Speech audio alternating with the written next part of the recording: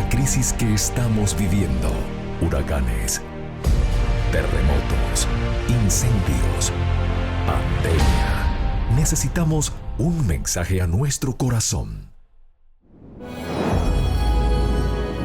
Ministerio al pequeño rebaño. Nos encontramos nuevamente para otro episodio al pequeño rebaño. Ahora vamos a dialogar acerca del capítulo 49 del libro El deseado de todas las gentes. Este capítulo se titula La fiesta de las cabañas y está basado en el relato que aparece en Juan capítulo 7, versos 1 al 15 y los versos 37 al 39. Y me acompaña el pastor Orlando González. Comuniquémonos con nuestro Dios a través de la oración. Dios eterno, desciende para traer sabiduría y entendimiento a nuestra mente al estudiar tu palabra hoy. Y danos tu gozo y tu paz. En el nombre de Jesús. Amén. Amén. 3 veces al año, los judíos debían congregarse en Jerusalén con propósitos religiosos. Desde la columna de la nube que le envolvía, el invisible conductor de Israel había dado las instrucciones referente a estas reuniones. Durante el cautiverio, los judíos no pudieron observarlas, pero cuando el pueblo volvió a su patria, reanudó la observancia de estas fiestas recordativas. Dios quería que estos aniversarios llamasen hacia él la atención del pueblo. Con tan solo pocas excepciones, los sacerdotes y dirigentes de la nación habían perdido de vista este propósito. El que había ordenado estas asambleas nacionales y comprendía su significado, presenciaba su perversión. Las fiestas de las cabañas eran la reunión final del año. Dios quería que en esta ocasión el pueblo reflexionase en su bondad y misericordia. Todo el país había estado bajo su dirección y recibiendo su bendición. Día y noche, su cuidado se había ejercido de continuo. El sol y la lluvia habían hecho fructificar la tierra. Se habían recogido las cosechas de los valles y llanuras de Palestina. Se habían untado las olivas y guardado el precioso aceite en vasijas. Las palmeras habían dado sus provisiones.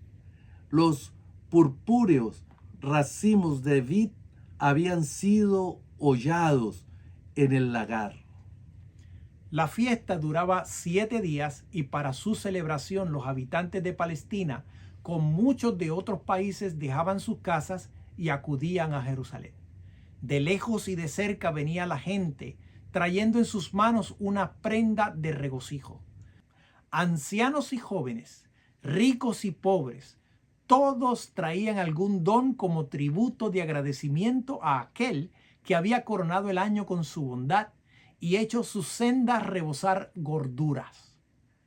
Todo lo que podían agradar al ojo y dar expresión al gozo universal era traído de los bosques. La ciudad tenía la apariencia de una hermosa selva. Esta fiesta no solo se celebra en agradecimiento por la cosecha, sino también en memoria del cuidado protector de Dios sobre Israel en el desierto. A fin de conmemorar su vida en tiendas, los israelitas moraban durante las fiestas en cabañas o tabernáculos de ramas verdes. Los erigían en las calles, en los atrios del templo o en los techos de las casas. Las colinas y los valles que rodeaban a Jerusalén estaban también salpicados de estas moradas de hojas y bullía de gente. Con cantos sagrados y agradecimientos, los adoradores celebraban esta ocasión.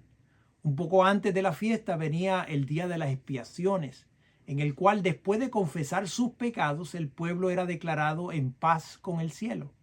Así quedaban preparado el regocijo de la fiesta. Se elevaba triunfalmente el salmo: alabad a Jehová, porque es bueno, porque para siempre es su misericordia. mientras que toda clase de música mezclada con clamores de hosana acompañaban el canto al unísono. El templo era el centro del gozo universal. Allí se veía la pompa de las ceremonias de los sacrificios. Allí, alineado a ambos lados de las gradas del mármol blanco del edificio sagrado, el coro de levitas dirigía el servicio de cantos. La multitud de los adoradores, agitando sus palmas y ramas de mirto, unían su voz a los acordes y repetía el coro, y luego la melodía era entonada por voces cercanas y lejanas, hasta que las colinas circundantes parecían brotar cantos de alabanza. Por la noche el templo y su atrio resplandecían de luz artificial. La música, la agitación de las palmas, los gratos hosanas, el gran concurso de gente sobre el cual la luz se derramaba desde las lámparas colgantes, el atavío de los sacerdotes y la majestad de las ceremonias se combinaban para formar una escena que impresionaba profundamente a los espectadores. Pero la ceremonia más impresionante de la fiesta, la que causaba el mayor regocijo y era una conmemoración de cierto acontecimiento de la estada en el desierto. Al alba del día, los sacerdotes emitían una larga y aguda nota con sus trompetas de plata, y las trompetas contestaban, así como los alegres gritos del pueblo desde sus cabañas, que repercutía por las colinas y los valles, daban la bienvenida al día de fiesta. Después, el sacerdote sacaba de las aguas del Cedrón un cántaro de agua, y alzando en alto mientras resonaban las trompetas, subía a las gradas del templo al compás de la música, con paso lento y mesurado, cantando mientras tanto: nuestros pies estuvieron en tus puertas, oh Jerusalén. Llevaba el cántaro al altar que ocupaba una posición central en el atrio de los sacerdotes. Allí había 2 palanganas de plata, con un sacerdote de pie al lado de cada una. El cántaro de agua era derramado en una y un cántaro de vino en la otra, y el contenido de ambas, fluyendo por un caño que comunicaba con el Cedrón, era conducido al mar muerto. La presentación del agua consagrada representaba la fuente que a la orden de Dios había brotado de la roca para aplacar la sed de los hijos de Israel. Entonces repercutían los acordes jubilosos, porque mi fortaleza y mi canción es: Jehová, sacaréis agua con gozo de las fuentes de salud. Mientras los hijos de José se preparaban para asistir a la fiesta de las cabañas, vieron que Jesús no hacía nada que significase intención de asistir a ella. Le consideraban con ansiedad. Desde la curación realizada en Betesda, no había asistido a las fiestas nacionales. A fin de evitar un conflicto inútil con los dirigentes de Jerusalén, había limitado sus labores a Galilea. Su aparente indiferencia hacia las grandes asambleas religiosas y la enemistad manifestada hacia él por los sacerdotes y rabinos eran una causa de perplejidad para los que lo rodeaban y aún para los discípulos y su familia. En sus enseñanzas se había esparciado en las bendiciones de la obediencia a la ley de Dios. Sin embargo, él mismo parecía indiferente al servicio que había establecido divinamente. Su trato con los publicanos y otros de mala fama, su desprecio por las observancias rabínicas y la libertad con que dejaban a un lado las exigencias tradicionales acerca del sábado, todo parecía ponerle en antagonismo con las autoridades religiosas y suscitaba muchas preguntas. Sus hermanos pensaban que era un error de su parte enajenarse a los grandes y sabios de la nación. Pensaban que estos hombres debían tener razón y que Jesús estaba haciendo mal al ponerse en antagonismo con ellos. Pero había presenciado su vida sin tacha y aunque no se contaban entre sus discípulos, habían quedado profundamente impresionados por su obra. su popularidad en Galilea, halagaba su ambición. Todavía esperaban que daría una prueba de su poder que indujera a los fariseos a ver que él era lo que pretendía ser. Y si fuese el Mesías, el príncipe de Israel, ellos acariciaban este pensamiento con orgullosa satisfacción. Tanta ansiedad sentían acerca de esto, que rogaron a Jesús que fuese a Jerusalén. Y dijéronle sus hermanos: pásate de aquí y vete a Judea, para que también tus discípulos vean las obras que haces. Que ninguno que procura ser claro hace algo en oculto. Si estas cosas haces, manifiéstate al mundo. El sí expresaba duda e incredulidad. Le atribuían cobardía y debilidad. Si él sabía que era el Mesías, ¿por qué guardaba esta extraña reserva e inacción? Si poseía realmente tal poder, ¿por qué no iba audazmente a Jerusalén y aseveraba sus derechos? ¿Por qué no cumplía en Jerusalén las obras maravillosas que de él se relataban en Galilea? No te ocultes en las provincias aisladas, decían, a realizar tus obras poderosas para beneficio de campesinos y pescadores ignorantes. Preséntate en la capital, conquista el apoyo de sacerdotes y gobernantes y une la nación para establecer el nuevo reino. Estos hermanos de Jesús razonaban por el mismo motivo egoísta que con tanta frecuencia se encuentra en el corazón de los que aman la ostentación. Este espíritu era el que gobernaba el mundo. Ellos se ofendían porque en vez de buscar un trono temporal, Cristo se había declarado el pan de vida. Quedaron muy desilusionados cuando tantos de sus discípulos le abandonaron. Ellos mismos se apartaron de él para escapar a la cruz que representaba el reconocer lo que sus obras revelaban, que era el enviado de Dios. Dícele entonces Jesús: mi tiempo aún no ha venido, mas vuestro tiempo siempre está presto. No puede el mundo aborrecer a vosotros, mas a mí me aborrece, porque yo doy testimonio de él, que sus obras son malas. Vosotros subid a esta fiesta. Yo no subo aún a esta fiesta, porque mi tiempo aún no es cumplido. Y habiéndoles dicho esto, quedóse en Galilea. Sus hermanos le habían hablado en tono de autoridad, prescribiéndole la conducta que debía seguir. Les devolvió su reprensión, clasificándolos no con sus discípulos abnegados, sino con el mundo. No puede el mundo aborreceros a vosotros, dijo, mas a mí me aborrece, porque yo doy testimonio de él, que sus obras son malas. El mundo no odia a los que son semejantes en espíritu, los ama como suyos. Para Cristo, el mundo no era un lugar de comodidad y engrandecimiento propio. No buscaba una oportunidad para recibir su poder y su gloria. No le ofrecía ningún premio tal. Era el lugar al cual su Padre le había enviado. Había sido dado para la vida del mundo, para realizar el gran plan de la redención. Estaba haciendo su obra en favor de la especie caída, pero no había de ser presuntuoso, ni precipitarse al peligro, ni tampoco apresurar una crisis. Cada acontecimiento de su obra tenía una hora señalada. Debía esperar con paciencia. Sabía que iba a ser blanco de odio del mundo. Sabía que su obra le conduciría a la muerte.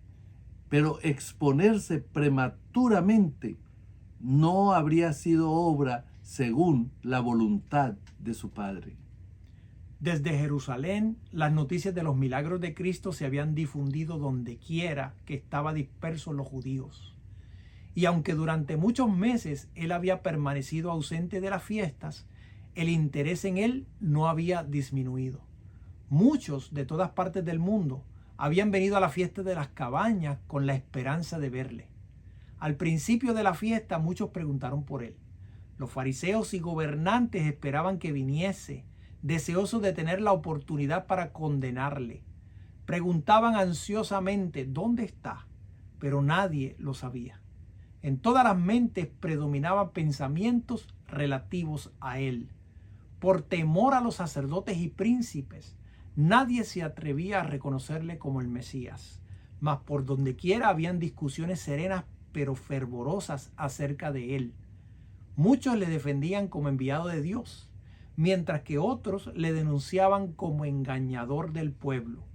Mientras tanto, Jesús había llegado silenciosamente a Jerusalén.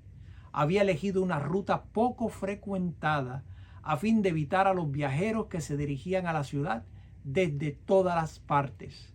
Si se hubiese unido a cualquiera de las caravanas que subían a la fiesta, la atención pública hubiera sido atraída hacia él al entrar a la ciudad, y una demostración popular en su favor había predispuesto a las autoridades contra él. Para evitar eso, prefirió hacer el viaje solo. En medio de la fiesta, cuando la expectación acerca de él estaba en su apogeo, entró en el atrio del templo en presencia de la multitud, porque estaba ausente de la fiesta. Se había dicho que no se atrevía a colocarse bajo el poder de los sacerdotes y príncipes. Todos se sorprendieron al notar su presencia. Toda voz se acalló.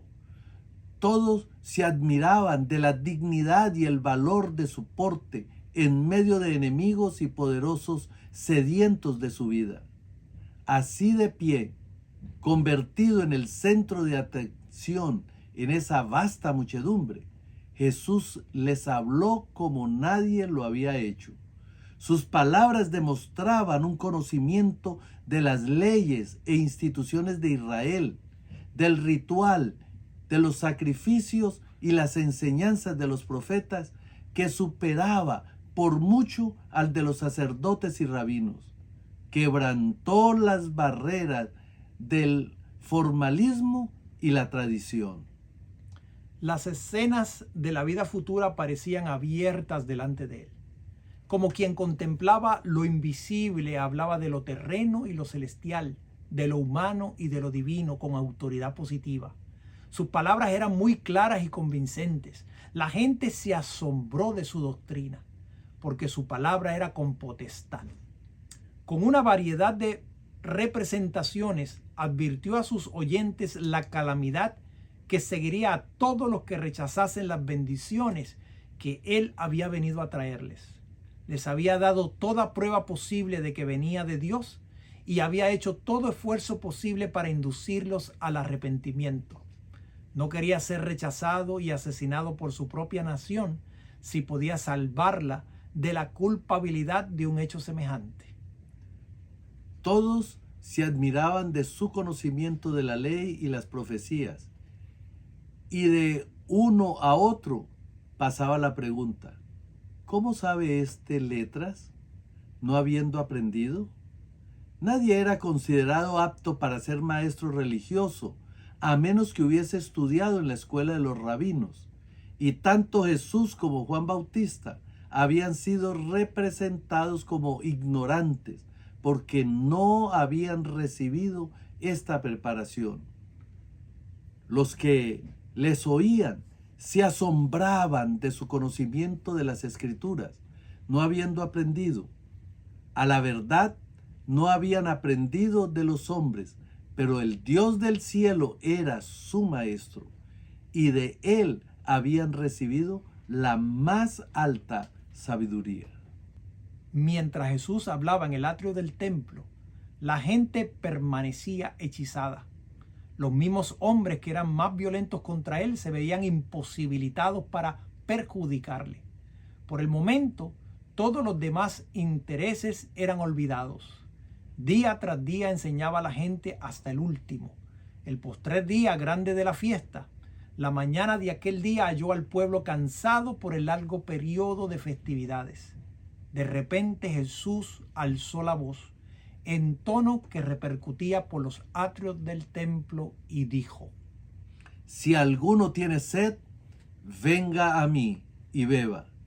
El que cree en mí, como dice la Escritura, ríos de agua viva correrán de su vientre.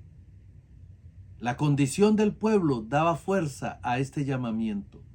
Había estado participando de una continua escena de pompa y festividad. Sus ojos estaban deslumbrados por la luz y el color, y sus oídos halagados por la más rica música. Pero no había nada en toda esta ceremonia que satisfaciese las necesidades del espíritu, nada que aplacase la sed del alma por lo imperecedero. Jesús los invitaba a venir y a beber en la fuente de la vida, de aquello que sería en ellos un manantial de agua que brotara para vida eterna. El sacerdote había cumplido esa mañana la ceremonia que conmemoraba la acción de golpear la roca en el desierto. Esa roca era un símbolo de aquel que por su muerte haría fluir raudales de salvación a todos los sedientos. Las palabras de Cristo eran el agua de vida. Allí, en presencia de la congregada muchedumbre, se puso aparte para ser herido a fin de que el agua de vida pudiese fluir al mundo. Al herir a Cristo, Satanás pensaba destruir al príncipe de la vida, pero de la roca herida fluía agua viva. Mientras Jesús hablaba al pueblo, los corazones se conmovían con una extraña reverencia y muchos estaban dispuestos a exclamar como la mujer de Samaria: «Dame esta agua para que no tenga sed». Jesús conocía las necesidades del alma. La pompa, las riquezas y los honores no pueden satisfacer el corazón. Si alguno tiene sed, venga a mí y beba. Los ricos, los pobres, los encumbrados y los humildes son igualmente bienvenidos. Él promete aliviar el ánimo cargado, consolar a los tristes, dar esperanza a los abatidos. Muchos de los que oyeron a Jesús lloraban esperanzas frustradas. Muchos alimentaban un agravio secreto. Muchos estaban tratando de satisfacer su inquieto anhelo con las cosas del mundo y la alabanza de los hombres. Pero cuando había ganado todo, encontraban que habían trabajado tan solo para llegar a una cisterna rota en la cual no podían aplacar la sed. Allí estaba en medio del resplandor de la gozosa escena descontentos y tristes. Este clamor repentino, si alguno tiene sed, los arrancó de su pesarosa meditación, y mientras escuchaban las palabras que siguieron, su mente se reanimó con una nueva esperanza. El Espíritu Santo presentó delante de ellos el símbolo hasta que vieron en él el estimable don de la salvación. El clamor que Cristo dirige al alma sedienta sigue repercutiendo y llega a nosotros con más fuerza que aquellos que lo oyeron en el templo en aquel último día de la fiesta. El manantial está abierto para todos. A los cansados y exhaustos se ofrece la refrigerante bebida de la vida eterna. Jesús sigue clamando: si alguno tiene sed, venga a mí y beba. Y el que tiene sed, venga. Y el que quiere, tome del agua de la vida de balde. Mas el que bebiere del agua que yo le daré, para siempre no tendrá sed. Mas el agua que yo le daré será en él fuente de agua viva, que salte para vida eterna. Mi querido amigo, no hay excusa. Hay un solo camino y una sola alternativa para ti y para mí. Esa es Cristo Jesús, el agua de vida eterna. Ven, vamos en busca de esa agua. Vamos y procuremos su palabra y gocémonos en él. Lo suplicamos, así como lo suplicó el Señor.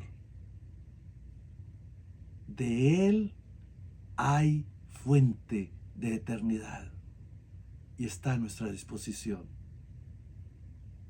Él nos la ofrece. Abramos nuestro corazón y dejemos que Él nos llene de su gracia. Te invito a inclinar el rostro para orar. Amado Padre, delante de tu presencia, agradecido, porque no solamente nos proteges y nos bendices, sino que al Jesús ser golpeado como aquella roca, fluye de él agua para vida eterna. Danos a beber de esa agua. Permítenos, Señor, satisfacer nuestra sed espiritual. Que al nosotros, Señor, ser llenos de esa agua y convertirnos en ríos de agua viva que fluyen para vida eterna, podamos también, Señor, compartir esa agua con otros. Gracias por tu misericordia y tu bondad. En el nombre de Jesús. Amén. Amén. Comparte este mensaje con tus amigos. Suscríbete a nuestro canal. Esto ha sido un mensaje al pequeño rebaño. Dios te bendiga. Bendiciones.